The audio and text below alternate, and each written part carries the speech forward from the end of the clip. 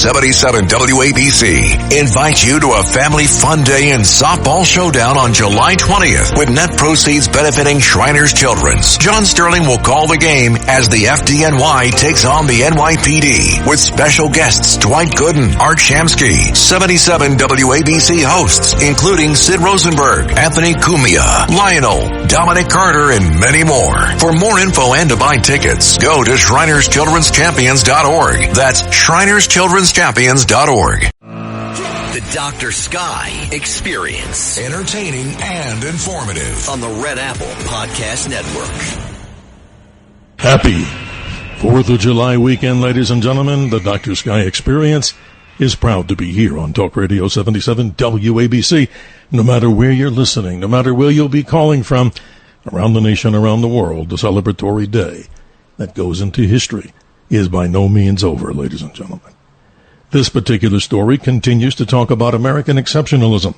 Our normal topics that we talk about here are the subjects of astronomy, space, aviation, weather, celebrity guests, and yes, ladies and gentlemen, what we'll be talking about for the next 2 hours, naturally, apropos the story of American exceptionalism. We do topics from the unknown to the well-known, and I'm sure you'll be enjoying this show. To get in on the conversation before we introduce our guest, the caller lines are open. 1-800-848-9222. 1-800-848-9222. Where the 9222, if you haven't figured it out, stands simply for WABC. Email me. We love the emails, and you'll always get a rapid and prompt response. The email is just DRSKY, Dr. Sky at WABCRadio.com. And to listen to further iterations of the podcast archive, we suggest you go to WABCRadio.com or RedAppleAudioNetworks.com. I'd like to thank Tony and Bill, our helmsmen, navigating the super powerful signal of WABC to you, the nation, the world, and maybe, I'm confident, out into the cosmos. But this iteration, in this particular episode, is about the story of the world's greatest political success formula, the United States of America. As mentioned many times today, 240 years young. The signing of the Declaration of Independence happened some 90,945 days ago, or more precisely 2,182,673 hours ago in the cosmic realm. Thomas Jefferson was 33 years old when he helped formulate the Declaration of Independence, along with 56 signatures to the document. They listed 27 reasons to break from the 38-year-old king of England. An interesting story, nonetheless. But 3 things that all mankind is seeking. Think about this weekend. Freedom, prosperity, and peace. And at that time, no existing government was designed to provide that for its people. An interesting story. So, ladies and gentlemen, as we move from the regular realms of the mysteries of the universe, which I promise will continue in strong force as we move through the month of July, we bring you what I consider to be something pretty exceptional. And that is the story of America. Some of the things that you may not know about this country. On a very positive and uplifting note, the passage of the big, beautiful bill. Wasn't that a beautiful ceremony? An amazing story indeed. Seeing the President of the United States signing this incredible, epic bill to bring prosperity back to the nation, where it hasn't been for quite a long time, an Air Force overflight of F-35s, F-22s, and the infamous B-2 stealth bomber. Fascinating things to talk about. But ladies and gentlemen, we're going to be speaking with a young lady in the next 2 hours in our show who has a lot to say about American exceptionalism, celebrating independence from anti-American history propaganda. And who is she? Her name is Mary Grabar. She was born in Slovenia when it was still part of the communist Yugoslavia and grew up in Rochester, New York. She earned her Ph.D. in English from the University of Georgia in 2002 and taught at a number of colleges and universities in Georgia until 2013. While teaching, she wrote widely on political culture and educational topics and founded the Dissonant Prof Education Project, a nonprofit reform initiative in 2014, and then she moved to Clinton, New York, and became a resident fellow at the Alexander Hamilton Institute for the Study of Western Civilization. Her books are quite interesting, and some of them that we'll be going over is Debunking Howard Zinn.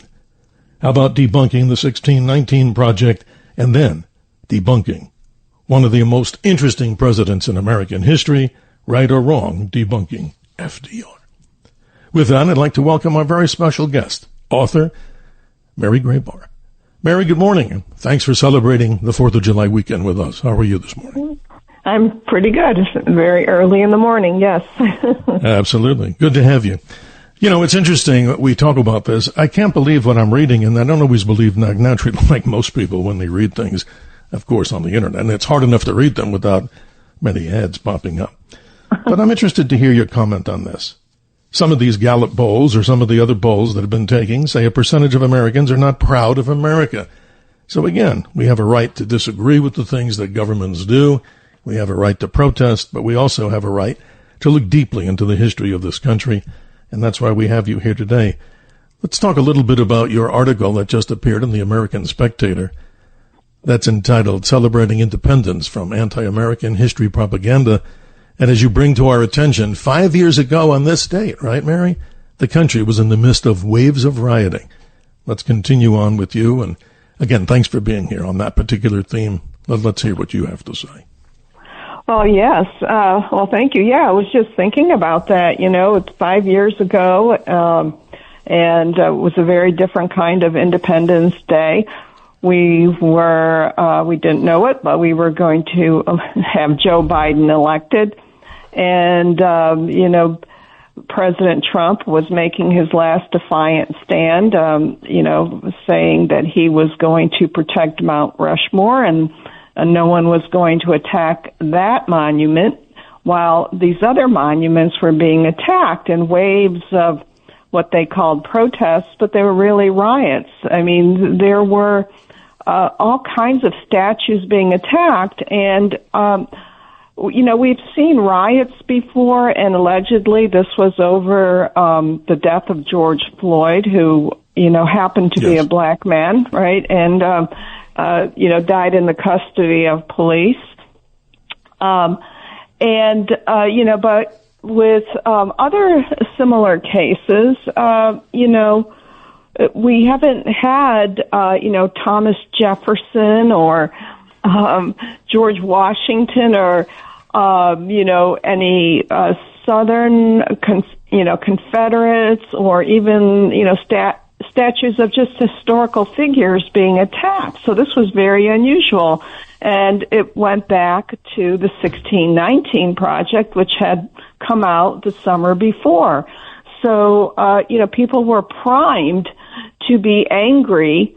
And, the 1619 Project, which initially came out as a special issue of the New York Times Magazine, was intended to provoke anger. I mean, it is propaganda, and it rewrote our history, and it said that our country was, our birthday was not on July 4th, 1776, but some day in August of 1619 when the first Africans were brought to Jamestown, and and it was just like sentence after sentence after sentence was either outright wrong or distorted, or it was full of innuendo. And I had just had my book on debunking Howard Zinn come out, and I thought, exactly. This is I didn't think anything could be worse than Howard Zinn, but it gave him a run for his money. Yes, well, Mary, we're going to get into all these different books, but I want to make an appeal to the audience out here. Whether you're a regular caller or how about a first-time caller to this radio station, Talk Radio 77 WABC. We welcome the conversations in the form of dialogue. And I know you haven't heard this from me, but I say to the audience, there's 4 types of conversation. Without sounding boring or boorish here, we love dialogue. It's not a diatribe, it's not a debate, and it's not a discourse. So we welcome everybody here. But here's the question I'd like to ask this audience, and this is especially true at this time of year and this particular sacred day in American history. The question is, ladies and gentlemen, what does America mean to you? And I know that sounds like a broad stroke of the brush, but it's 1-800-848-9222, 1-800-848-9222. And Mary Grabar, a very special guest, as will continue all the way through our 2 hours here, ladies and gentlemen. I find it important that in many cases, no apologies necessary, that a subject of American exceptionalism will pop up every, so often here on the Dr. Sky Experience. But even more important than that, ladies and gentlemen, what could be more important than talking about our sacred country, our Constitution, and our Bill of Rights, and all the things that make this country great? And Mary, I'm just so surprised. Look, everybody has a right to dissent, no matter how we'd look at it. Not everybody has to agree with everything, but it's the methodology of how they do it. And like you said in your opening statement here, or I actually said it from, not plagiarizing your report. 5 years ago, July 4th, 2020, the country was in the midst of waves of rioting. But let's go back to you for a moment, because this is interesting. You were born in Slovenia, the same location, I imagine, maybe not the same city as our lovely First Lady, Melania Trump. Talk about this, because emigrating to a country is a fascinating thing. And there's another reason I want to talk about that, but this is so amazing. When did you come onto the side of more of this, what I call critical thinking, about looking at what's going on with, say, the left in this country right now, where there's a lack of what I consider to be just simple common sense? When did you start to experience this passion for America as an immigrant? Well, I was brought here when I was 2 years old, and so, I did not remember, what life was like there, but I heard plenty of stories from my parents and their friends and aunts and uncles about what it was like, about hunger, about censorship, repression, inequality, lack of opportunity. And so I knew there was a difference between communism and our form of government and freedom. And, I think a lot of young people these days don't know that difference. I mean, they haven't been taught it, and nor have they really heard about it. So I grew up with that, and that was always in the back of my mind, and so it was an unusual childhood, unlike sort of a carefree American childhood where you don't really hear those things. Your family talks about baseball or, what's going on at work. They don't talk about, people trying to escape and, soldiers and things like that, and the war. My mother and father remembered the war. And, what it was like to have, the Russian soldiers come in. So I grew up with that, and it was always with me, and I, earned my bachelor's degree, and then at a later point I decided to go back to school and get my PhD in English.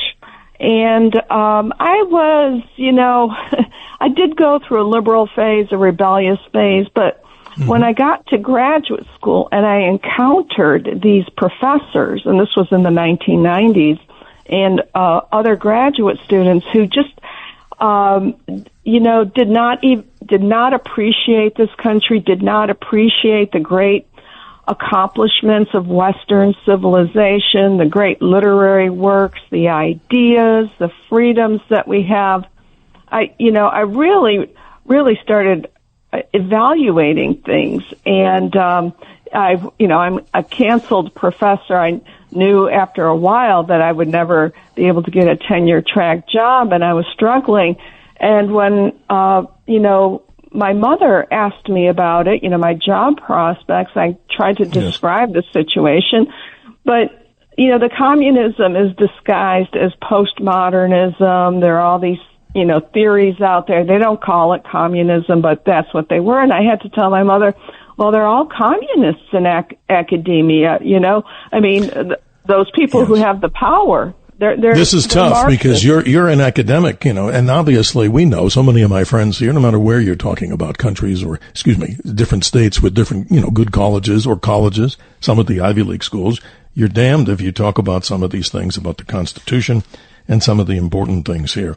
So, ladies and gentlemen, you're tuning in, of course, to a show called The Dr. Sky Experience. Today, obviously, no apology, we're talking about American exceptionalism, as we will over this weekend, talking with very special guests, and in particular, this particular 2-hour session of our show is to talk with a individual. We just like to talk with, not at, Mary Grabar. She's an author, a PhD in English, but even more important than that, right, Mary? The ability to talk about America. Her recent article, you can read it, of course, in its entirety in the American Spectator. That is, celebrating independence from anti-American history propaganda, in her opinion, well thought out, ladies and gentlemen, critical thinking with common sense. Mary, I wanted you to comment on this because I know we have a caller coming in here. We do have Richard, I believe, in California, and I'm going to be asking him a question in a moment. But this is interesting. I do this when I go around and talk about, special topics, not just in the science world. But I'm holding in my hand here the U.S. Citizenship and Immigration Services questions for the naturalization test. And I'm sure you've seen this. 100 questions. And you know something? Not that I'm a judicial scholar or one on the Constitution. I try. But some of these questions, you really have to study out. And I wonder how many people, men or women on the street, would even be able to answer some of these questions. You're very familiar, I'm sure, with what I'm talking about and the lack of studying in the civics area. Where's the Pledge of Allegiance nowadays? Where's all these different things about America? But isn't that interesting? The 100 questions on here, I won't go through them and embarrass myself or the audience, but it's so amazing that you go through 100 questions that people need to know. Some of my good friends, who are pretty smart people, looked at me cross-eyed. Talk about that, the lack of our education to our American culture. Yeah, well, I saw that firsthand. I was teaching a class, about 20 years ago, and I was discussing a short story by Richard Wright, and he had been in, a New Deal writing program, and he had been lured in by the communists, and so he was basically writing communist propaganda, not literature. And so I was prefacing my remarks by, mentioning that he had written this particular story in his communist phase. And, I looked up, and there are all these blank faces. About a third of the class had never heard of the word communism. Mm-hmm. It's interesting. And I remember, Mary, and you probably watched this too, and many listeners and people listening to this show, Jay Leno would do these little people on the street interviews. And he would ask the simplest of questions. Who's the president? Who's the vice president? And I'm just saying, wow, we have a lot of education to do. But let's see if we go to the phone lines. I don't know if we have Richard in California. No, he was either on the line. If you're there with us, Richard, good morning. And how are you? I have a question for you. Oh, Richard's gone, and I apologize. But again, ladies and gentlemen, 1-800-848-9222. As we get into a conversation, the question of the hour or the hours here on the show is, what does America mean to you in light of all the celebrations? I'm sitting here in Phoenix, Arizona, and outside you may be hearing some blasts and some fireworks going off. It doesn't sound like a war zone here, but it's in celebration. But Mary, this is fascinating. A lack of what I consider to be a focus on this. And why can't we just simply all get along with this stuff? It seems so easy to do. Look, this is not a perfect nation. It's not a perfect country. But all the resistance, as you write about in celebrating independence from anti-American history propaganda, it must be tough to be an educator or a professor at any of these, or in many colleges today, unless we pick a few very conservative ones, correct? Oh, absolutely. And, they're very rare. I mean, it's hard to survive in academia these days. I mean, back when I was still teaching, it was difficult then. But, you are, openly ridiculed, you're ostracized, you're frozen out of the tenure track jobs and the grants. These people are vicious. They want everyone who thinks like they do, and they're basically Marxists. They want a revolution, and they don't care about the truth. They don't care about open inquiry. They don't care about real scholarship, and that's what really dismayed me was the fact that they're willing to lie and to distort evidence. Mm-hmm. And that's what prompted me to write my books, because I hate seeing that, and I feel like someone should be telling the truth and correcting them. Well, salute to you, Mary, and I'm sure many of the listeners out there, if they haven't had a chance to jump in on this conversation, it's not just what we want to hear from you on what does America mean to you, but obviously questions and commentary, as we call it, a dialogue here, on this particular radio archive called the Dr. Sky Experience, usually as we talk about, and we promise we'll continue to do those subjects as we move through the month in great intensity. But how could we not, right, Mary? No apology. This is such an important time in American history. I was so proud seeing the president pass the, sign, of course, the Congress and the Senate, of course, moving forward, even by the slimmest of majorities, the passage of the big, beautiful bill hoping, in your opinion, tell us a little bit more of what you hope to come out of that big, beautiful bill, at least from the area that you and I talk about here. Tell me more.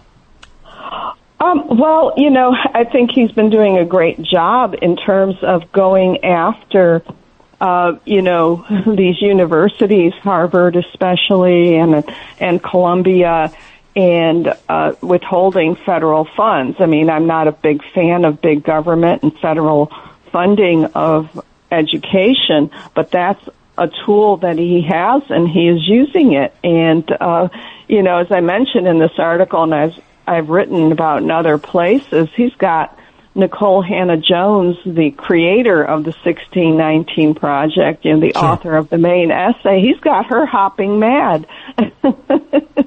She is, she was, I estimated at one point that she made over $750,000 just from these public lectures at universities and so forth in 1 year. I mean, she was making oodles of money, $25,000 at least at a pop, sometimes for remote talks that lasted for an hour or an hour and a half. And the speaking circuit can give you a lot of income, depends on who you are, yes. right, and what agent you have. Exactly. Well, exactly, yes. And that funding is cut off, and so she's doing these little things like there's this Black Women's Empowerment conference that's going to be held, but she's not doing that much, and they aren't these big public gigs where she's feted and dined and wined, and so she's very angry. And I think the motivation for a lot of these people is money, because there's a lot of money to be made in stirring up discontent and hatred for your own country. So, yes. Yeah. Yeah, it's very interesting. Yeah. Well, I want to mention something before the break here, and I'm reading this so people don't think I have this amazing intellect that just pops up out of nowhere. 6 revolutions, and of course I'm not trying to put myself down at all. It's the viewers' and listeners' opinions that matter. The 6 major revolutions which freedom were made and what made freedom possible here. This is interesting. We talk about the Industrial Revolution, the Machine Revolution, Transportation Revolution, Communications Revolution, Energy Revolution, and Computer Revolution. I find those things very fascinating because I've been watching on the History Channel, and so has many people out there listening. So many of the stories of who made America successful in the capitalist world. We talk about the Carnegies. We talk about the Vanderbilts. We talk about the early days when nothing was simple. And we talk about the Rockefeller family, who became what? As he developed John D. Rockefeller, Standard Oil of Ohio, and some of the things I learned about him. None of this stuff was easy to bring about this great country that we have. So I thought, before we go to the break, Mary, just some of your commentary on some of these exceptional people who helped build America. And there's probably a list we could do for 3 hours. But your commentary on those 6 revolutions which freedom helped make possible. Well, yeah, I mean, and, if we didn't have the freedom, none of them would be made possible. I studied the Soviet Union quite a bit, and, communism, there was no innovation there, no invention. Science was, linked to ideology. There was nothing. There wasn't beauty. There wasn't creativity, whether it was technical or artistic. And there was no human flourishing. People just barely existed. And so what a contrast it is. And, as you described all those different revolutions and yes. the people who took advantage of the ability and the freedom to innovate and to work hard and to produce something. Mary, I'm proud, like you and many of the listeners out there, of being in America. Nothing comes easy. We've made some terrible mistakes, as any country in the world, as human beings. But the positive is celebrated here as we continue to move through the 4th of July weekend with you, ladies and gentlemen, however you're celebrating, barbecue, fireworks, hugging each other, telling each other that you love them and that you're proud to be there as part of this great nation. Mary Grabar, author of many books, Debunking Howard Zinn, Mary Grabar's book, Debunking the 1619 Project, and Debunking FDR. When we come back after this short but important commercial announcement here at the bottom of the hour, we call it, of course, the Heartbreaking Radio. You, ladies and gentlemen, the question I wanted to hear from everybody out there, what does America mean to you? And simply have a dialogue with you at 1-800-848-9222. We'll be right back. The Dr. Sky Experience on the Red Apple Podcast Network.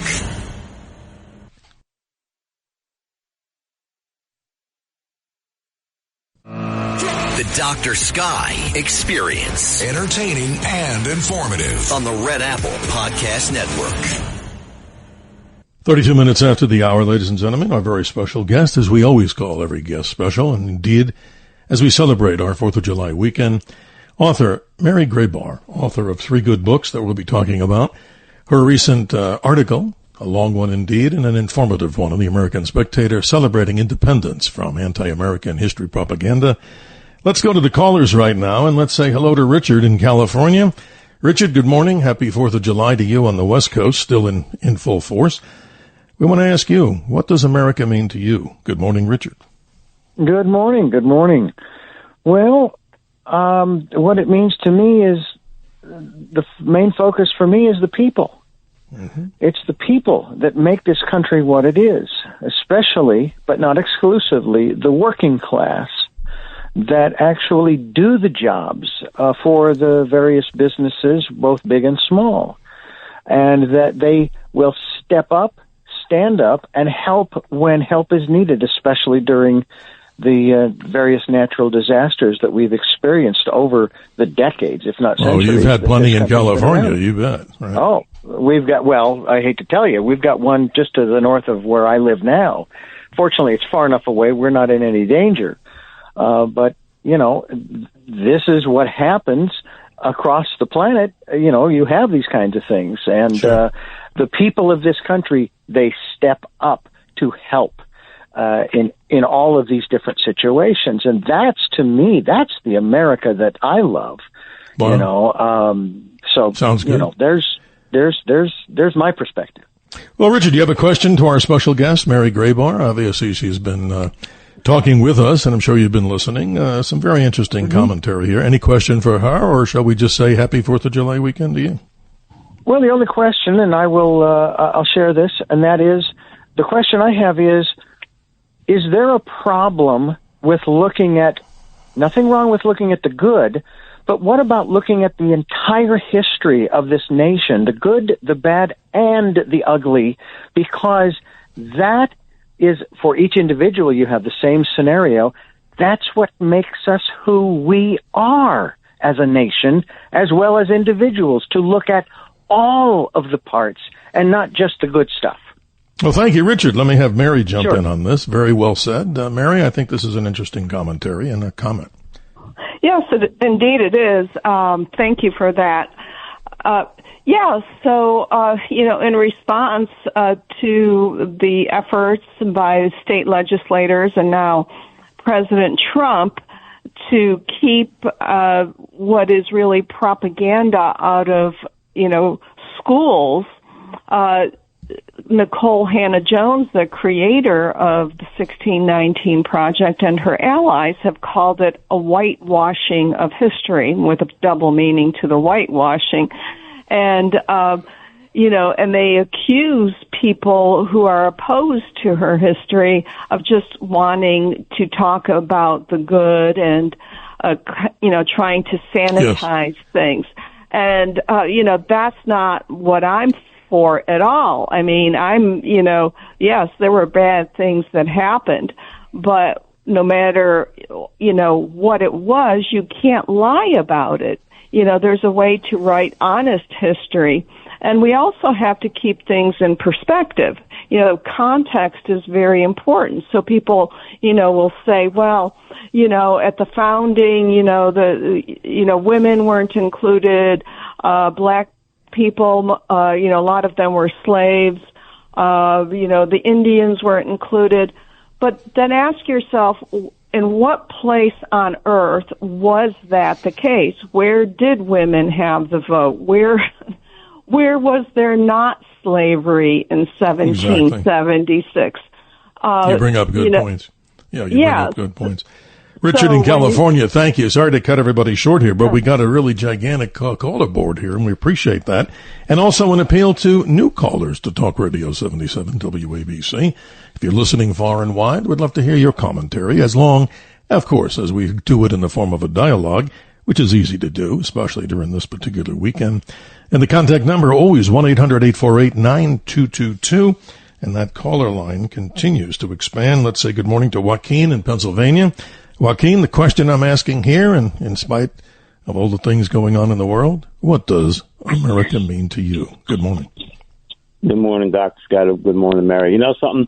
America really, at the end of the day, means everything, because, there is no other country in the world where you have the freedoms that we have, and when you watch the encroachment of some of these, you call them communist or leftist ideologies into the country, and right now we're having an opportunity to take it back, and when you consider everything that was done to create what we have, it's never been in history anywhere else.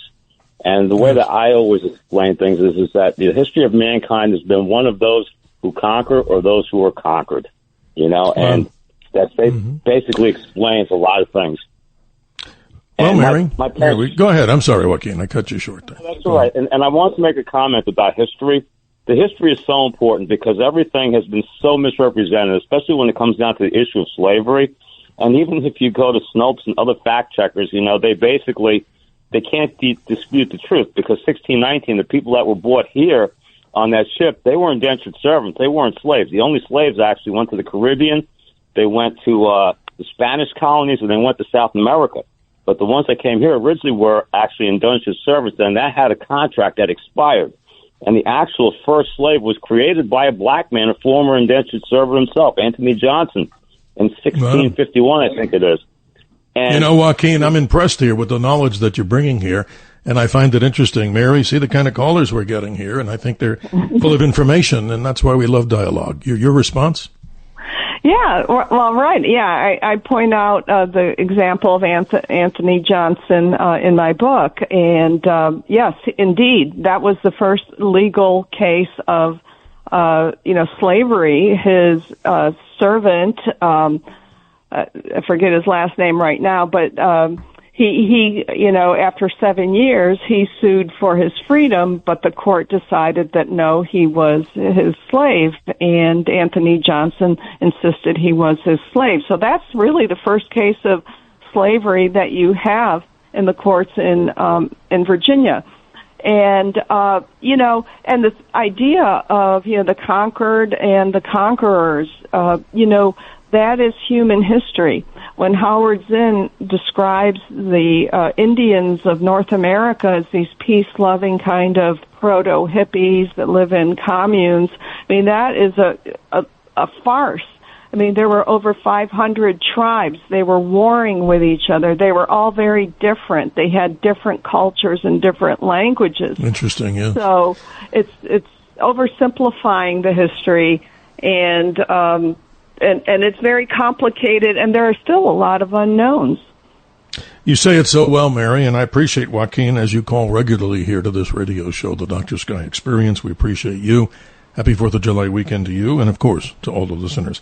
Let's say good morning to Robert in Philadelphia. Robert, good morning. Happy 4th of July weekend to you. My question, as I asked before, what does America mean to you, if you don't mind sharing that with us? Hi, Dr. Sky. It's wonderful to talk to you. I did speak to you a couple times on Morano's show, and I'm fascinated by the topics you always bring up, especially this one. And greetings and happy Independence Day to both you and your guest, Mary. I wanted to look at it through the lens of, you mentioned, what is American exceptionalism? And this isn't political. This is pretty much historical. And I think I'm a big believer in American exceptionalism. And I believe it was forged in the Civil War, because it occurs to me that had we not won that Civil War, much of what I'm about to say probably wouldn't have happened. So, if we weren't a united country, building the Panama Canal, fighting the Spanish-American War, what happens in World War I? What happens in World War II? Do we get those scientists that build our space program? Do you know what I'm saying? Mm-hmm. And I think that we put our stamp on it in World War II because if you consider that out of all the nations that participated in the war and all of the war goods that they produced, 50% of them were made right here in the United States. That's when we said we are now exceptional. That's amazing. That the ironic thing about it is that you don't have to necessarily be quote unquote American. All you really need is constitutionally protected freedoms and capitalism, free opportunity.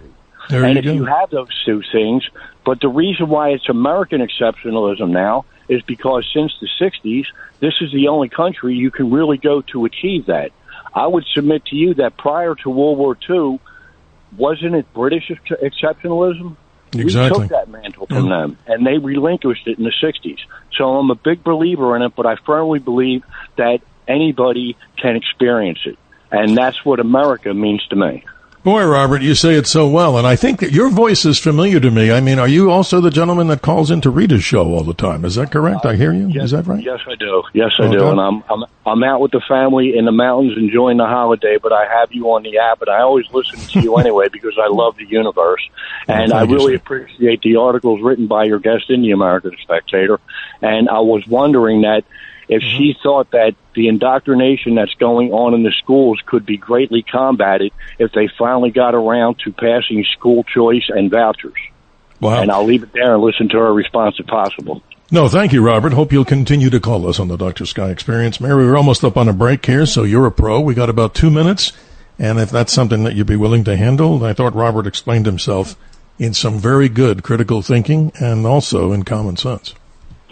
Yeah, no, I'm an advocate for school choice and vouchers. I think parents should have that ability to, choose schools for their kids. And I think most of the parents who are stuck with public schools would rather not have their kids go there. And the reason that the public schools are so bad is because the teachers have a monopoly. And, they've got the unions. And, thank you to Jimmy Carter. So we've got to stop that. And, that's what makes improvement is competition. So when you've got competition in the marketplace, you get a better product. And I think the same principle applies in education. And I saw it myself when I was teaching. The students that were homeschooled were some of my best students that, not the products of public schools. The products of public schools didn't know what communism was. Had never heard the word. So. Mary, we're going to take that break. We appreciate you and all the callers. If you haven't gotten in on the line, we're probably having Fred in Brooklyn and all the rest of the callers. You still have time. We'll continue this conversation with Mary Grabar, author of 3 interesting books, which we're going to get into in detail, but your commentary and dialogue is 1-800-848-9222. We'll be right back after this important series of announcements. The Dr. Sky Experience on the Red Apple Podcast Network.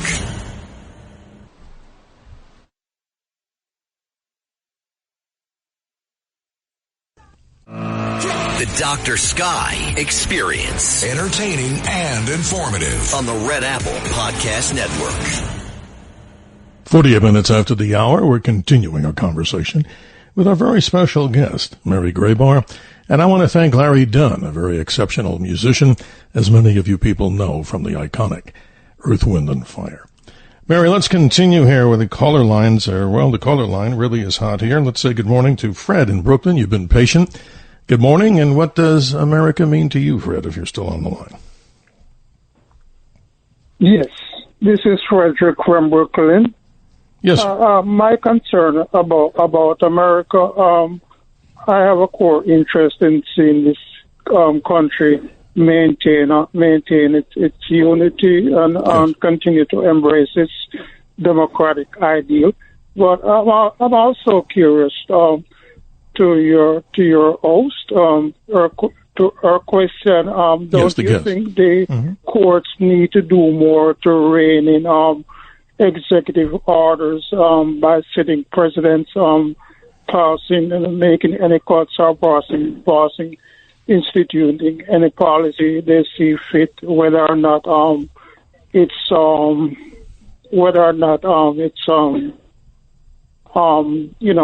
good for the country or whether or not it's proper. Mm-hmm.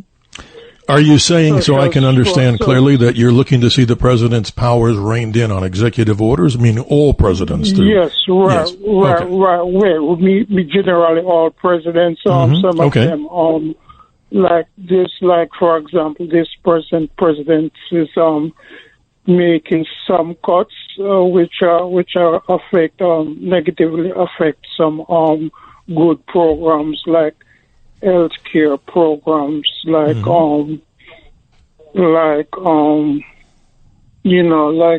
cuts in Medicaid, cuts in education, and so on and so forth. Should not there be more balance? Okay. More consideration given to those things appears to be sometimes inconsiderate or are not totally responsible. Well, Fred, I think we understand the gist, but no, I want Mary to respond when the time allotted here. But your points are well taken. Mary, I think this is an interesting conversation that we're having, a dialogue with Fred. Your response to him? Yeah, well, I think those cuts were voted on by Congress just now in what's called the Big Beautiful Bill. And I think the executive orders that Trump has instituted are within his rights. Now, these healthcare programs and, educational programs, these are, the outcome of, ultimately, of the FDR, Franklin Roosevelt administration. So that's where we saw the New Deal programs and, programs like Social Security, unemployment, public utilities, things that had been taken care of in the private sector that were given to the federal government. And in my opinion is, and I've seen this in the research, is that when you have the federal government taking over these duties, there's a lot of waste and there's a lot of abuse. Numerous studies in history have shown that when these things are done in the private sector, they're, of better quality and they're more efficient. So, I think we're getting away from our constitutional principles with these big government programs, which sound very caring and, of being benefit to the people, but they are unnecessarily wasteful, and I think they're ultimately harmful. Fred, you get the last word as we go to the top of the hour. If you're still with us here, appreciate the dialogue. Yes. So I'm still curious to know, for example, here in this big, beautiful bill that it could, or Medicaid or SNAP benefits, which are beneficial programs to the poor. So isn't this an example of not as an objective outlook by the president to unfairly deny these programs adequate benefits? Fred, I must be honest with you, and not to cut you short, I don't know enough about the bill. I'm always the humble host here who doesn't have all the answers. That's why we go to our guest. But I'm going to have to ask Mary to respond quickly before we, have to end this 1 hour. But Fred, I appreciate it. I think we at least got the gist of what you were trying to ask and say. And it's always powerful to hear people who also have commentary that may not always be hook, line, and sinker. We love conversation and we love critical thinking. So thank you for calling, Fred. And Mary, responding one more time to Fred's concerns. I think he was worried about, or concerned, if that's a better word, about some new cuts that may come to Medicare. Yes, well, someone's paying for all these programs, so whoever is benefiting, and often there are middlemen and people who are profiting from these programs who are not the intended beneficiaries, small sick children, that we commonly think of. And so there's always a a payoff for these so-called benefits. And often what's lost is the opportunity to have something better. But that's a much bigger argument, that I think needs to be made that I can't make right now. So on a philosophical level, that's what I see. And one of President Trump's pledges was to cut back on, FDR's legacy. And well, this is interesting, Mary. As we say this, we're going to get into each of your books in the next hour, but a little homework that maybe you want to do some more research on. I'm going to ask you straight up, no embarrassment from my side, to give all of us a better definition. So many out there, even myself included, I had this in school a long time ago. The question to you would be, if you don't answer it right now, what is truly communism? What is Marxism and really socialism? And how do they differentiate from each other? Because I think that's something, as we do almost like a class on the air here, and not to get too deep into it, as this is a celebratory weekend, but I think that would be an interesting conversation, to have from you, because you're the scholar who writes about these kind of things. Because I think a lot of people have a misinterpretation of it, and not saying I enjoy any of those three, from my side isn't as important as what the listeners out there think. So expect to ask those questions as we come back from the next hour, or to the next hour number 2 of the Dr. Sky Experience.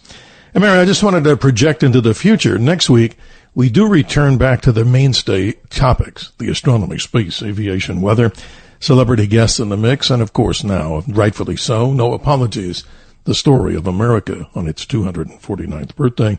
So next week, if you're a big fan, ladies and gentlemen, of sci-fi movies, a great Steven Spielberg movie, E.T. the Extraterrestrial, we're looking to have Dee Wallace. Now, you may not know who Dee Wallace is. She's the mom in the movie, the epic E.T. the Extraterrestrial. And Mary, I know you'll love to say hi about this, but that's one of the most beautiful movies that I think I've ever seen. It's good for people of all ages.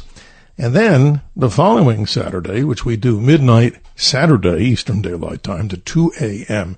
Sunday mornings on the Dr. Sky Experience, we'll have a good friend of mine. She's an astrophysicist talking about the wonders and mysteries of the Milky Way galaxy. So see, Mary, we talk about so many subjects here, but we're so grateful to have you as we talk about these subjects. So going to the top of the hour here in about 2 or 3 minutes. Give us kind of a summation of everything that's in your article in the American Spectator, celebrating independence from anti-American history propaganda. And, of course, people can go there to the American Spectator. Give us a quick summary in about a minute or two. Oh, right now? Yes, please. I would appreciate it. Oh, yes, yeah. Well, so basically, I'm reflecting back to 5 years ago where we were with COVID and riots. Right after the other, and yes.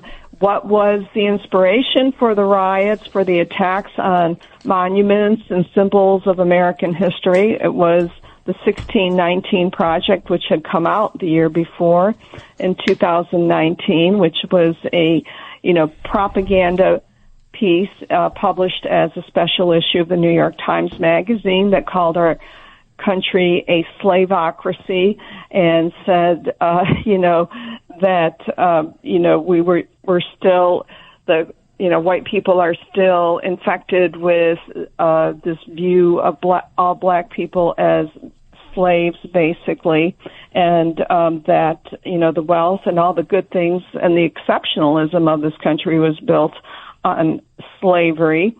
And so I kind of go through, the major points that she makes there, the errors, and also discuss Howard Zinn's book, People's History of the United States, which I debunk in Debunking Howard Zinn. He was, of course, a member of the Communist Party and became a history professor. Yes, that's interesting. Yes, and her, Nicole Hannah-Jones's ideas are very similar to Howard Zinn's. She's not as original as she presents herself as being, so it's essentially a Marxist viewpoint. But, President Trump's, speech at Mount Rushmore and then his history conference.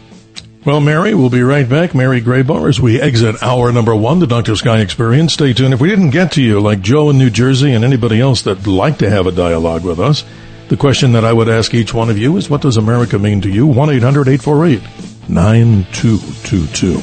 Happy 4th of July weekend as we celebrate the 249th birthday. You've heard it a lot, but it means a hell of a lot. We'll be right back. The Dr. Sky Experience on the Red Apple Podcast Network.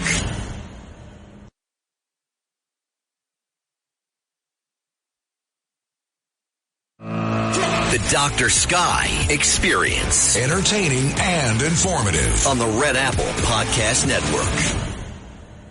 6 minutes after the hour. Thank you, ladies and gentlemen, for joining us now in hour number 2 of the unique show that you tell us you like, the Dr. Sky Experience.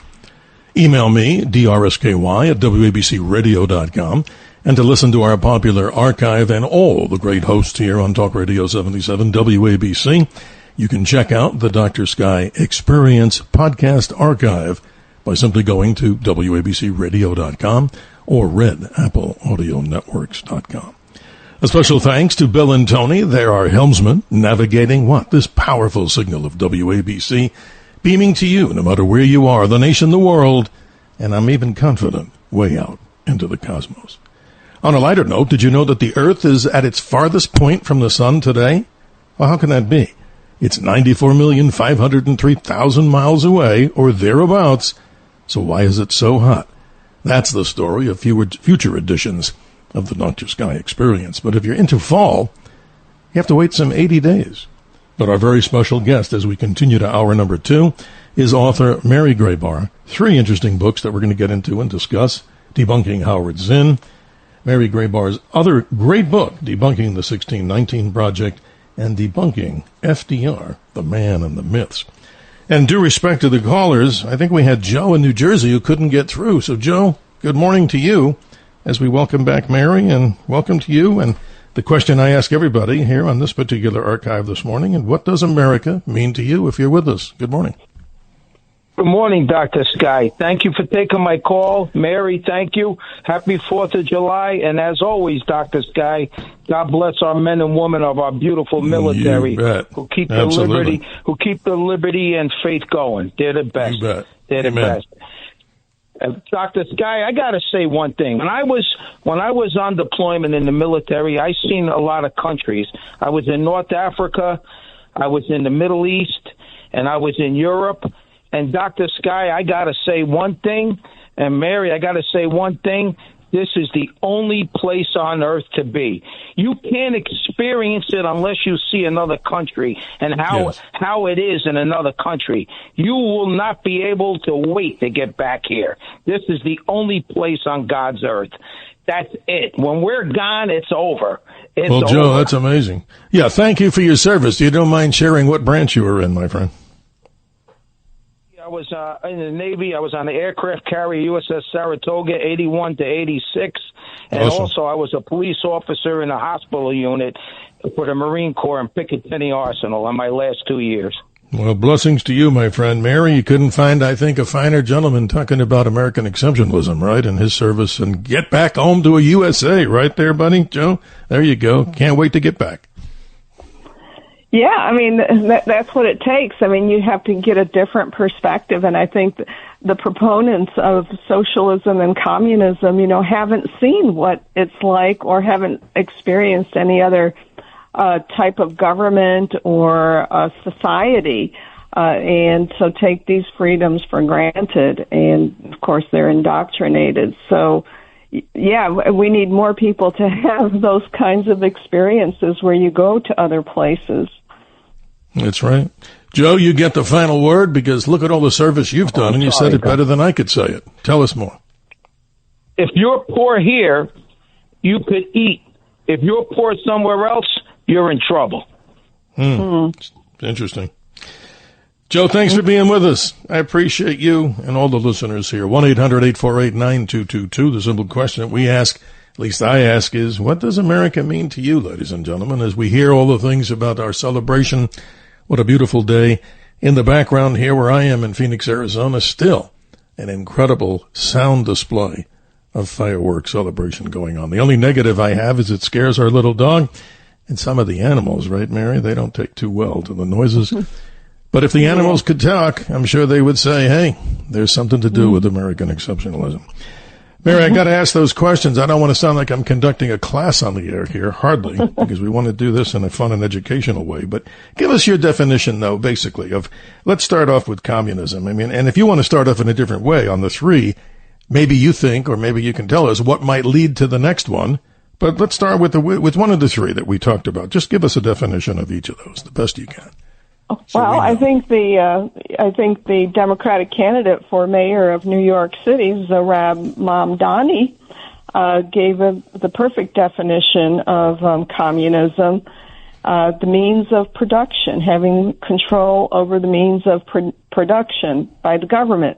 And so, I don't know if you saw this clip that's gone viral where he was talking to the Democratic Socialists of America, and he said their ultimate goal is to have control of the means of production.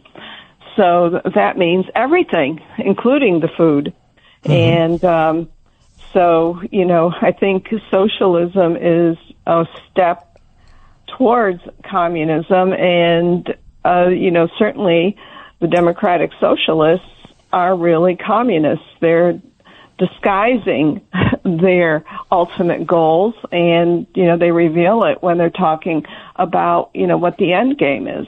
So that's interesting. No, Mary, you brought it up. I mean, Zohran Mamdani, it's interesting. I don't know the exact statistics here. Something between 43% and 56% of the vote, I think he won, whether with somehow 446,000, some say 545,000 votes were given to him.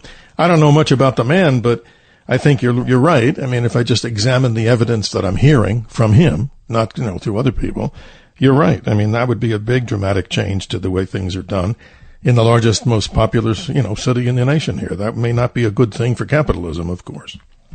Oh, it would be disastrous. And absolutely. I mean, he's got all these pie-in-the-sky plans where, the city will run the grocery stores. There'll be $30 that would be terrible, wage, mm-hmm. A free child care from, 6 weeks to 5 years old, publicly owned housing.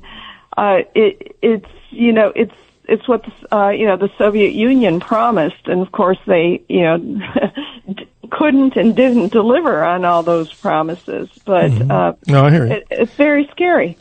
No, I stay out of the political side of that. I mean, people can make up their own minds, but again, being a person with common sense, like many people who are listening out there, and obviously the side of believing truly in American exceptionalism.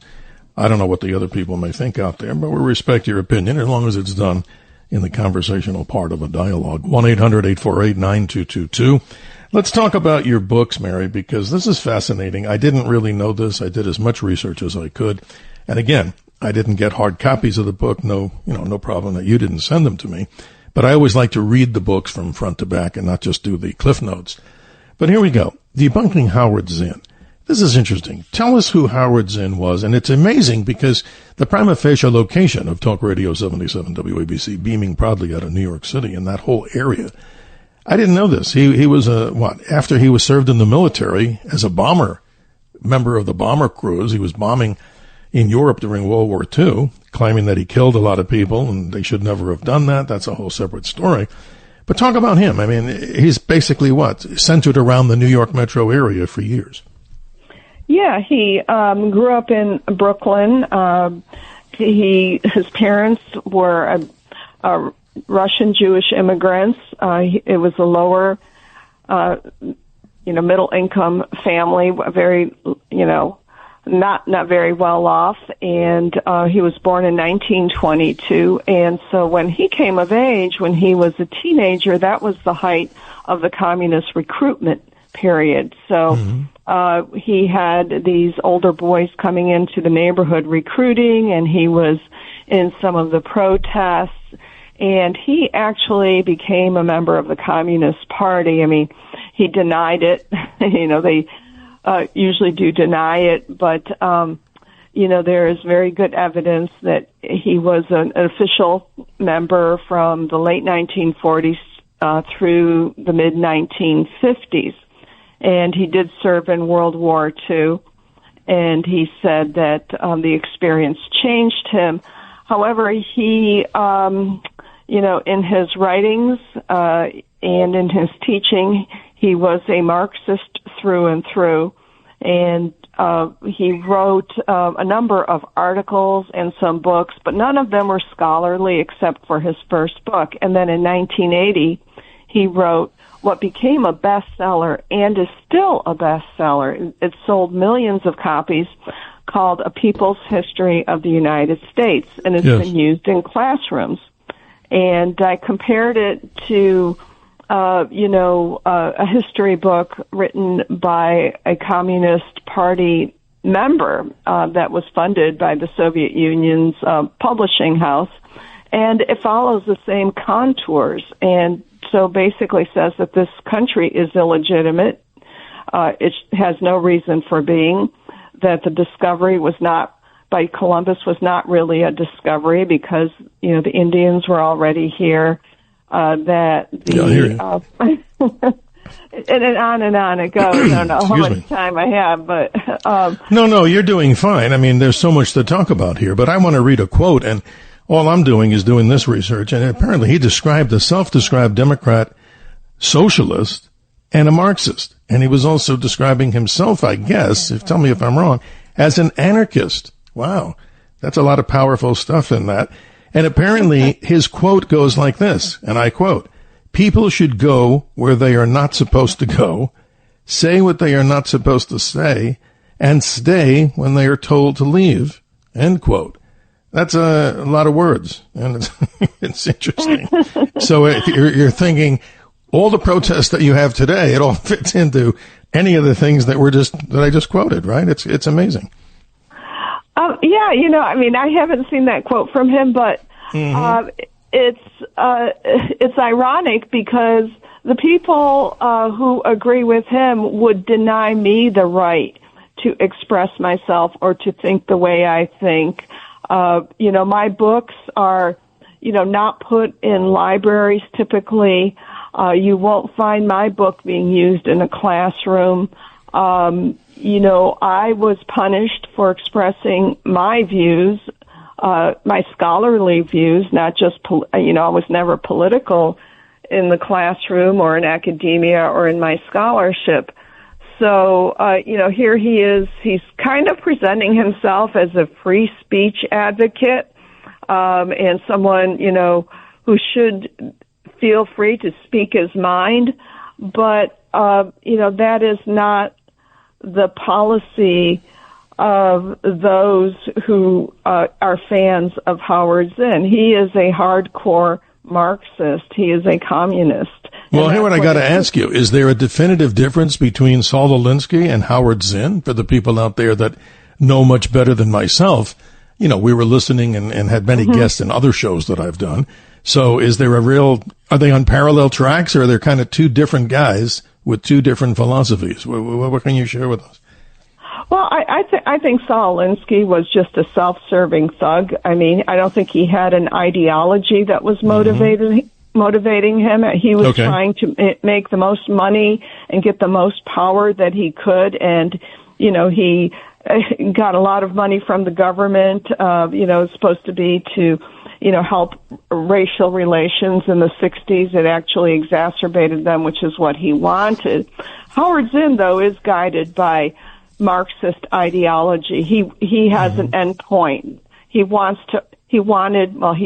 in 2010. He wanted to overthrow this government. He hated this country. And if you read his history, you see that the way he presents the events and the developments of American history, he does it in a way that's intended to inflame the reader, to hate his country, to rise up and take to the streets and to protest violently in an effort not to reform, but start a revolution. Thus the anarchist commentary that I just mentioned. Mary, I want to mention this to the audience here because on Planet 77 WABC, the callers rule. Let's join Alexi from Queens. Good morning, Alexi. And my question to the audience today and callers, what does America mean to you? Good morning. Yes, good morning, my friend. I came to USA 20 years ago.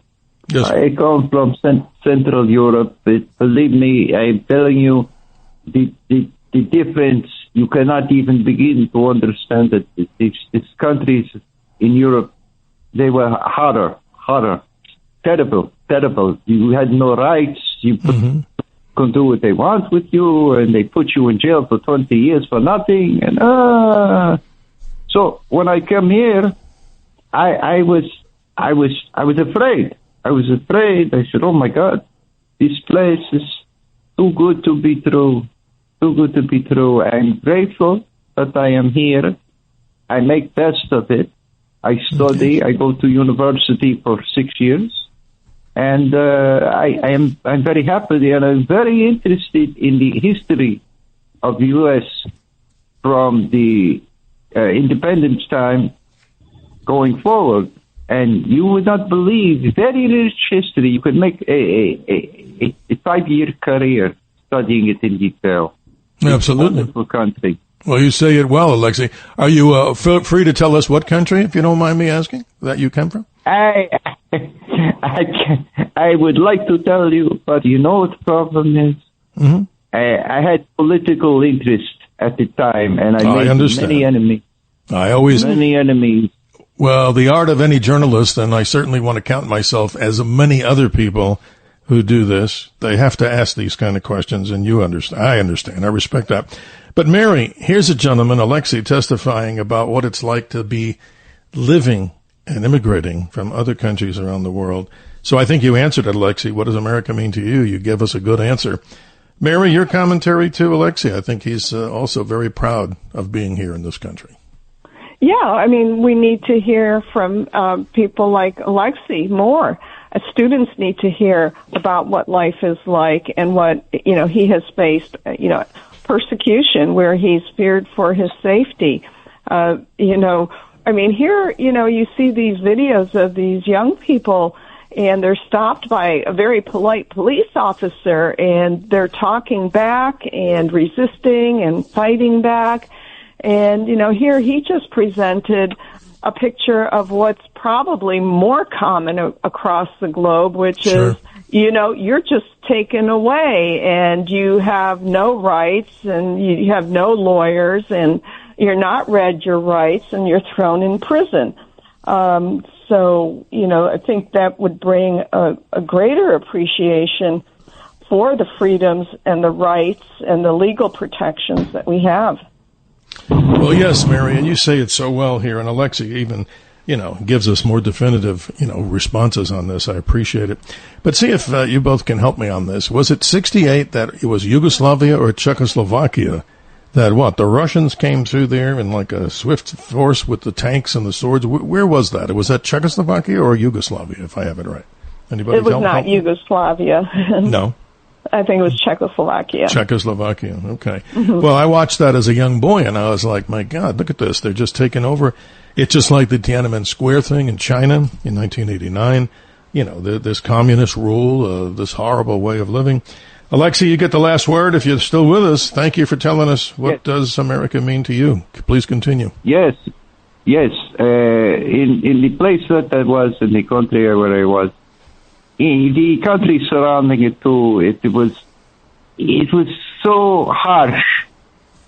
The government lied to you. It's say, "Oh look, this is the only way to live. You have no choice. You have to work with it, or you are going to go and have very difficult time." So I, as a younger man, I say to myself, I have to go, and I hear so many stories from people. America this, America that. Look, America has got problems, very bad problems now.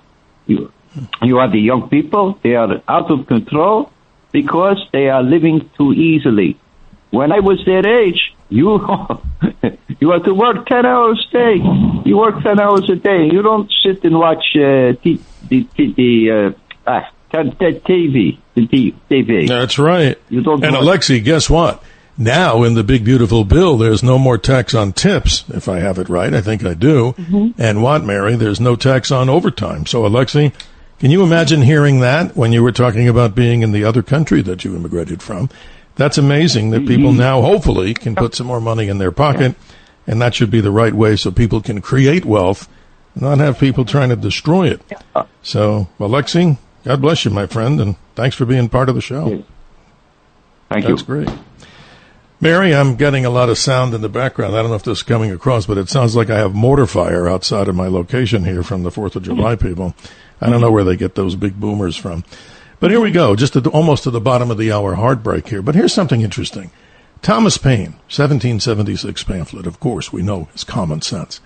The conversation of common sense is popping up all over the world. And, it seems like such a simple thing, but wow, is that so important, don't you think, today? And Thomas Paine's pamphlet, as maybe you want to go into it even in more detail, the advocacy for the American colonies to seek independence. So it was basically what? One of the impetus to move forward with the revolution to get away from a 30-plus-year-old king with the oppression that the British wanted to rule here in this new world called America. Amazing stuff, isn't it? Mm-hmm.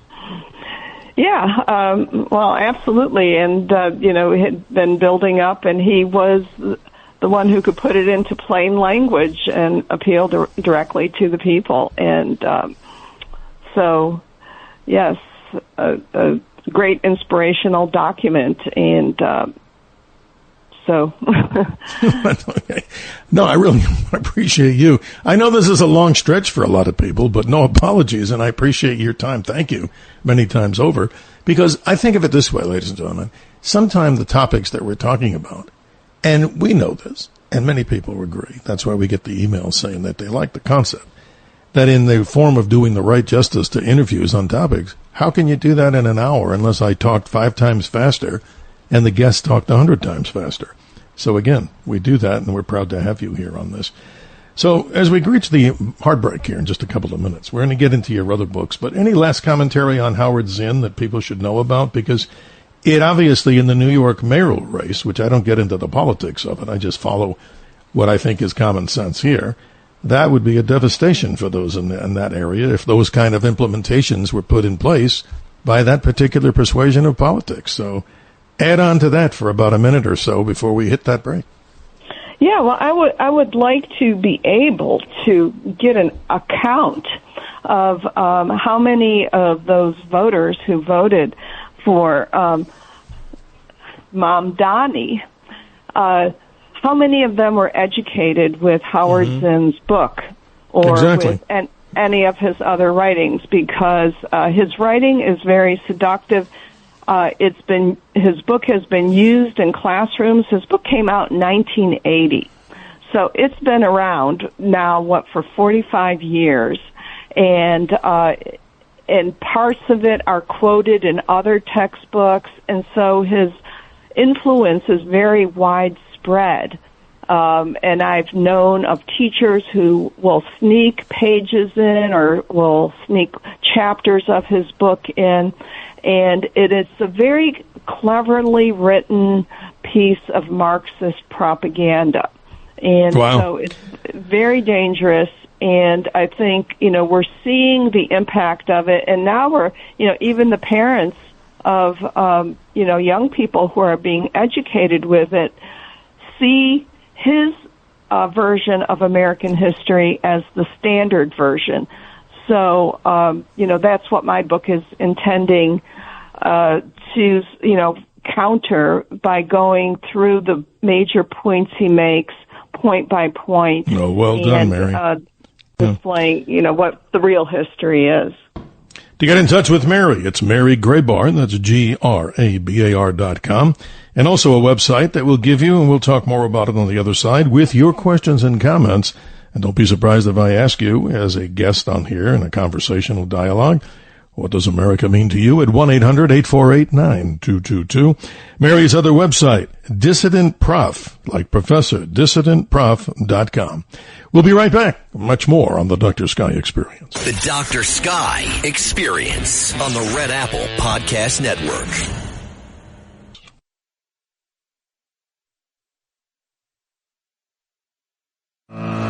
The Dr. Sky Experience. Entertaining and informative. On the Red Apple Podcast Network. I was born in America. I will live as an American and I shall die as an American. A great quote from Daniel Webster, a long time ago through time and space. 35 minutes after the hour, a look-see to our Saturday midnight to 2 a.m. Sunday morning experience, the Dr. Sky Experience special guest, Richard C. Lyons, an award-winning poet, essayist, and screenwriter. He delves deeply into the subjects of democracy. Two of his interesting books, The DNA of Democracy and The Origins of Democracy, Shadows of the Acropolis. Not only were the Greeks great astronomers, but the foundations of democracy. You'll hear so much more. But for now, ladies and gentlemen, we continue with our very special guest as she continues to talk with us about her interesting books. This is a very fascinating conversation, ladies and gentlemen, that we're having. And it's so important that we talk about what's really happening out there in the world today. Common sense, of course, should rule. But then again, everybody's opinion matters out there. Mary Grabar, she's with us. And let's say good morning for people who've been patient on the line. Good morning to Bill in New Jersey. You're on with author Mary Grabar. And the question I ask you is, what does being an American mean to you? Good morning. Hi, good morning.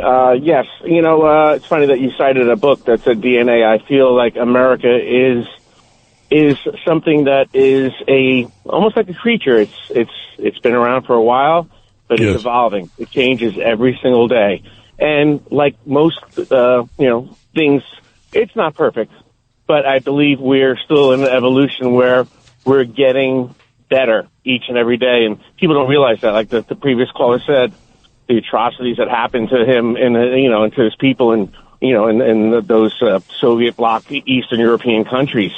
People don't realize how well we live here until they maybe are exposed to something so much more horrific. And it's really sad that our younger generation just doesn't seem to have the love or the pride, in this country. And again, it's not perfect. No, you've said a lot, Bill, but if I can ask you a question, what of all the things about America makes you most excited? I mean, in the time you've been on this earth, if that's a fair question to ask, because look at the celebratory thing going on. I hope people really understand through programs like this, not just this one, but others about the American exceptionalism.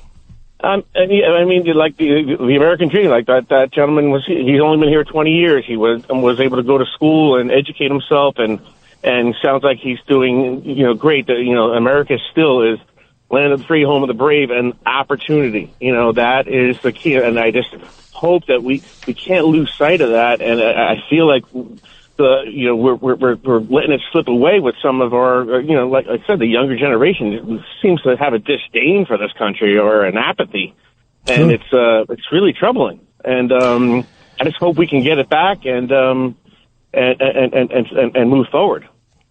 Bill, I appreciate it. Stay on the line with us. Mary, this is fascinating. It makes me really feel good, not just to talk about these subjects, but to hear what people have to say out there. I mean, if we were conducting a survey on this, it looks like we haven't had anybody that's, cussing us out and telling us that America is horrible. And why would they? So this is great. So your response to Bill, I mean, this is fascinating conversation.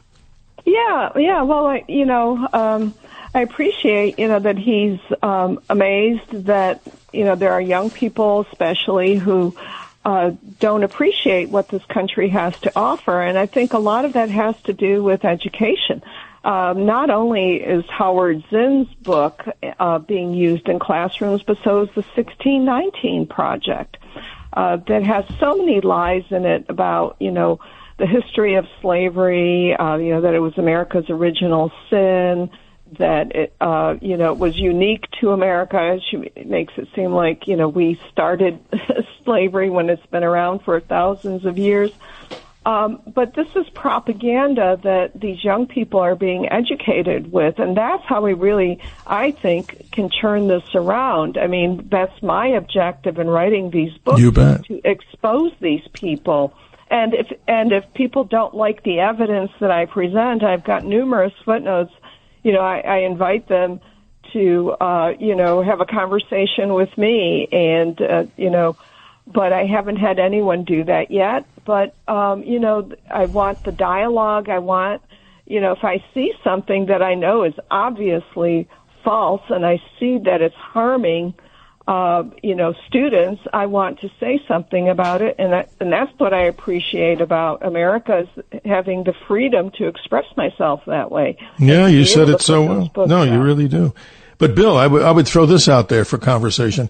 Education, I don't have children, so I really don't know what I'm talking about in that area, and I'm being humble and honest.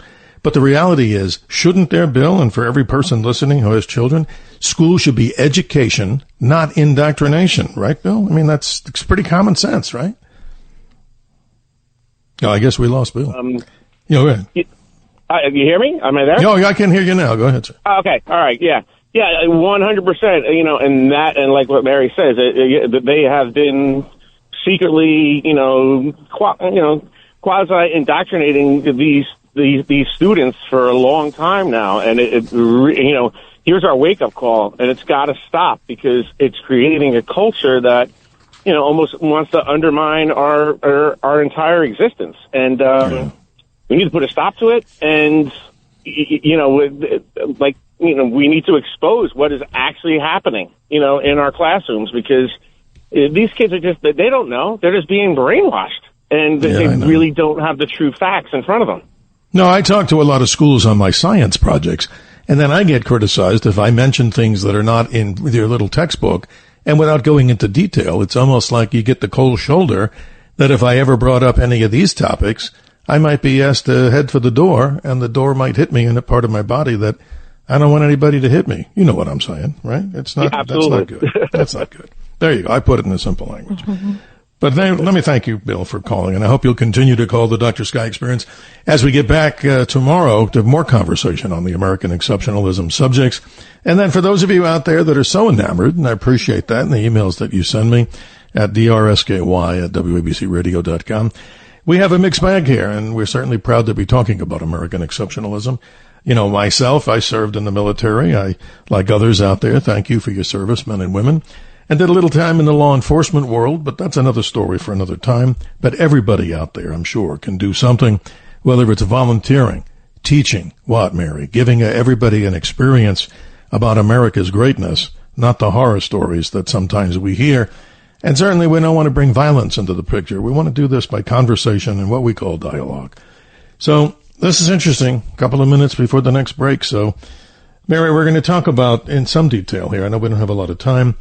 Your other book, Debunking the 1619 Project, that's going in many schools even today as we're talking. I think you said some 3,500 schools are teaching that type of political side of the equation. Oh, yeah. Well, that was the initial rollout right after the project came out. That was ready for the school year beginning in August or September, in the days after the magazine appeared. And it's been put into many more schools. There's the Pulitzer Center. They have these workshops, online workshops for teachers to incorporate the 1619 Project. They're giving them grants to do that of a few $5,000 was the last number I heard. They're really courting these teachers and promoting this in the classrooms, distributing the lesson plans, the questions, the assignment topics, and these are ready-made for teachers, and they've really been pushing it in the schools. And there are a lot of nonprofit organizations that are helping them. And, of course, this is all published by the New York Times. And it's a big money-making thing. Well, we got to fight it. I mean, and I say fight it. Look, folks, common sense. If you have children out there, you know what to do. I don't, but I certainly do and respect everybody that's struggling nowadays with what they're seeing if their children are being taught this anti-American nonsense. But obviously, hopefully there's time. And I think with the beautiful big beautiful bill, many of the things in there I think are coming back. I couldn't be more proud to be an American. And I hope that sentiment is out there in this particular radio archive that goes where, Mary, even out into outer space. So there you go. We'll be right back. More on the Dr. Sky Experience with our special guest, Mary Grabar. Time to get in. 1-800 with your questions and comments. 1-800-848-9222. We'll be right back. The Dr. Sky Experience on the Red Apple Podcast Network.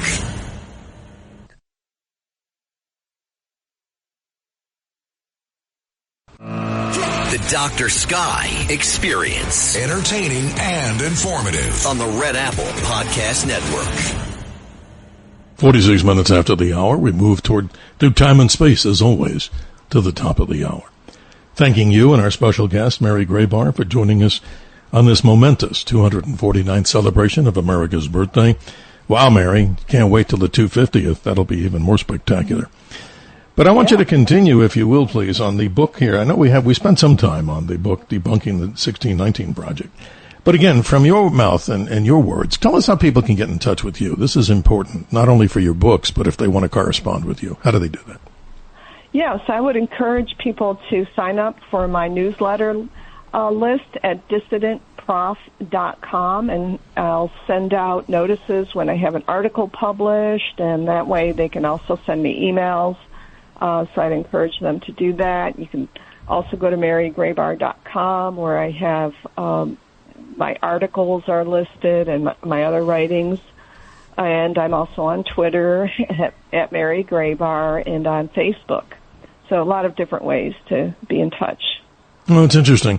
And the Dissident Prof is dissidentprof.com, if I'm correct, if you just qualify that. Yes, absolutely. Just to make sure so people can get in touch. Mm-hmm. No, it's amazing.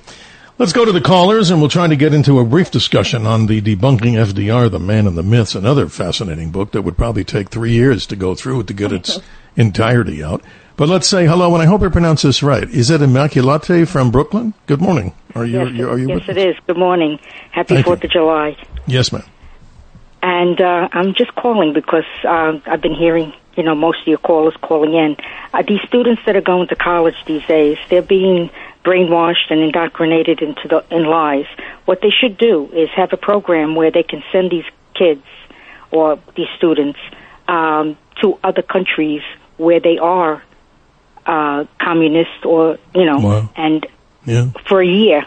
And they should do a class there just to see how they can live there in that country. They'll come back here and get off the plane and kiss the ground they get when they get off the plane, because these kids have nothing better to do, and they're American, and within our own, they're trying to sabotage this country.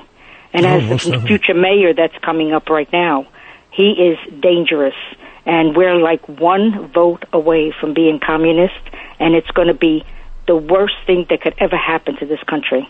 Oh, you're so right. And let me get your name pronounced. Is it Immaculate? Is that correct? Did I say it right? My name is Immaculate. Immaculate, excuse me for not getting that right. That's okay. I'm just reading it. And I appreciate you. Go ahead. Yeah, please. And I want to say, God bless the soldiers that came back, what they saw in those other countries, that they fought for this country to keep it free. And these kids in college is a slap in the face to these soldiers. And the ones that came back in boxes are even worse. They're really disrespecting everybody. Yes, you're so right. Ridiculous. I'm kind of lost for words, and usually that's not my situation. But no, you say it so well. I don't even have to say anything other than thank you and God bless you. But stay on the line for a minute here. Mary, I'm sure, has some commentary. Let's have a little dialogue between you and Mary. Mary, go ahead, please.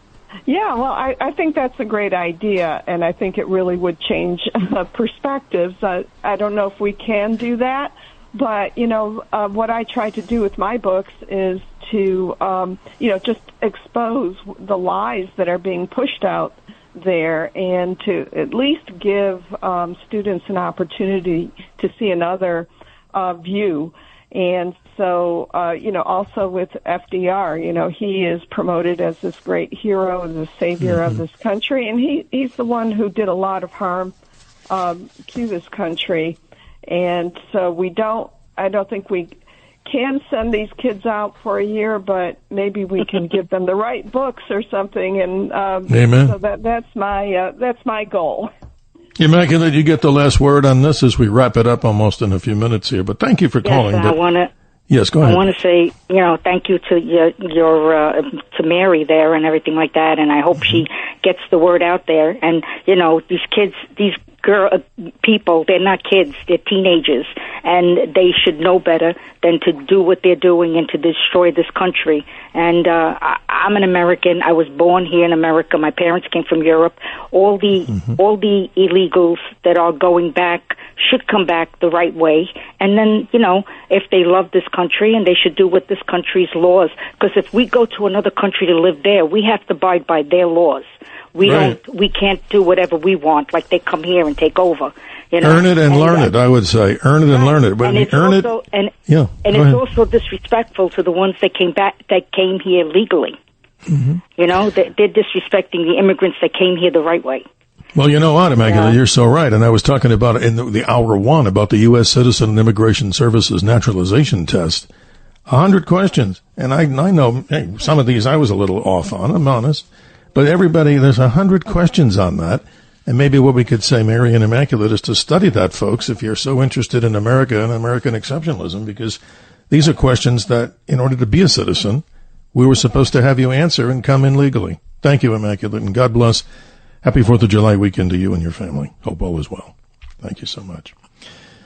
Mary, that's interesting. In the few moments we have, not many, but debunking FDR, give us the main points of that so that people can go and read that. That's interesting to me. That was a president that I've looked at in my own schooling as kind of an interesting person, but then I realized he wanted to do what? Stack the Supreme Court well beyond the 9. And he wanted to what? He had a third term, if I'm correct. Is that the simple history? Fourth term. Oh, excuse me. See, I need to go back and study my history. There you go. Well, it wasn't very long. He died a few months into it, but wow. Yeah. So tell us the main points of that book. I mean, what are we going to find out about the myth, one of the most outstanding myths in debunking FDR? Well, one of the biggest ones is that he was a traitor to his class. Now, he grew up as a member of the elite of the Hudson River Valley, of the, so-called landed gentry. And so the explanation, which comes from Arthur Schlesinger, is that the reason people hated him was because he taxed the rich and took some of their privileges away, and he, gave it to the poor and the workers. But that's not the case at all. The programs, the New Deal programs that he had were put in place to accrue his own political power, and also to, fundamentally change this country, which he did. And also the other thing I want to point out is that I go back to his early political career. So on the 4th of July, I think it's appropriate that I mention this speech that he gave as a young New York State Senator in 1912 in Troy, New York, where he talked about what the founders wanted. And he said they wanted independence. They got that. But what they really were groping for was interdependence. And he was talking about compulsion.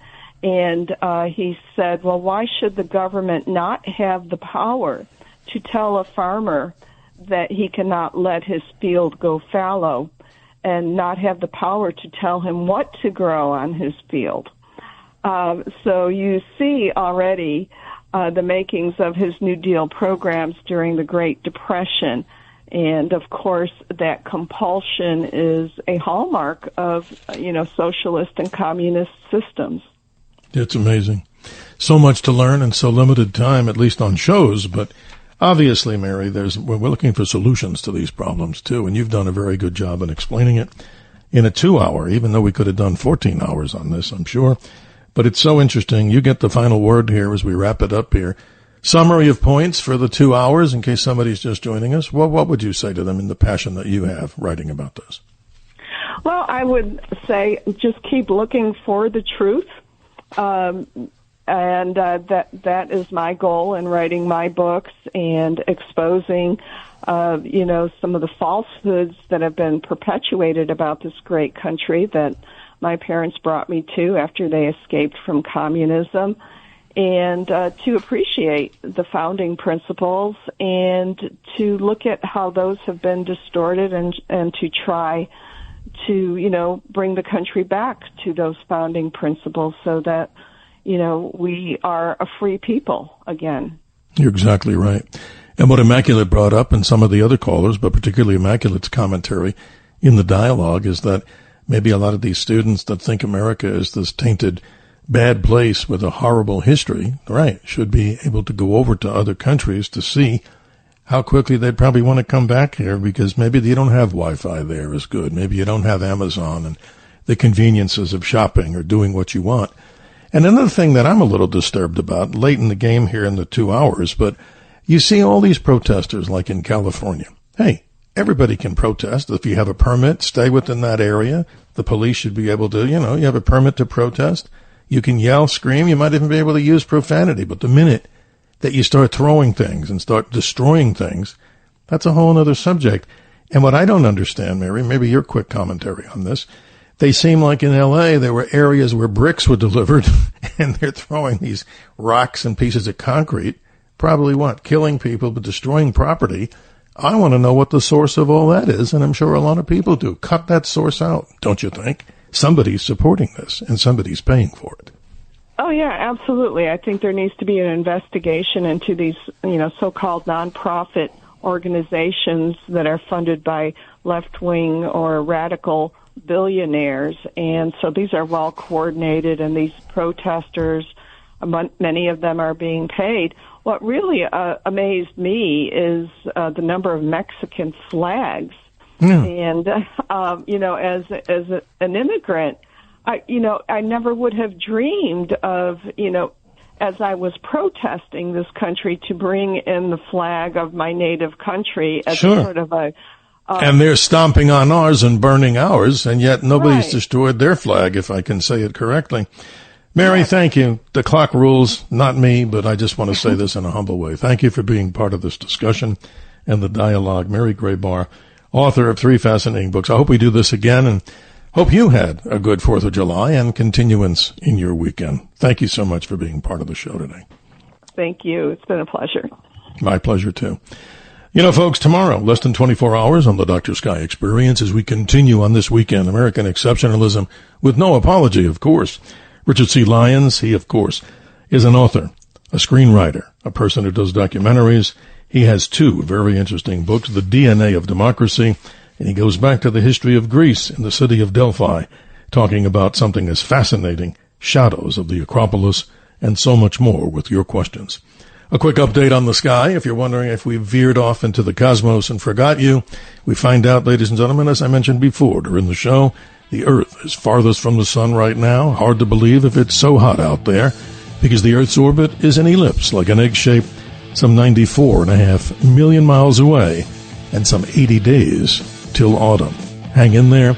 We'll see you in less than 24 hours, and thank you to Bill and Tony, navigating the powerful signal of Talk Radio 77. WABC. The Dr. Sky Experience on the Red Apple Podcast Network. 77 WABC invites you to a family fun day and softball showdown on July 20th with net proceeds benefiting Shriners Children's. John Sterling will call the game as the FDNY takes on the NYPD with special guests Dwight Gooden, Art Shamsky, 77 WABC hosts including Sid Rosenberg, Anthony Cumia, Lionel, Dominic Carter, and many more. For more info and to buy tickets, go to ShrinersChildren'sChampions.org. That's ShrinersChildren'sChampions.org.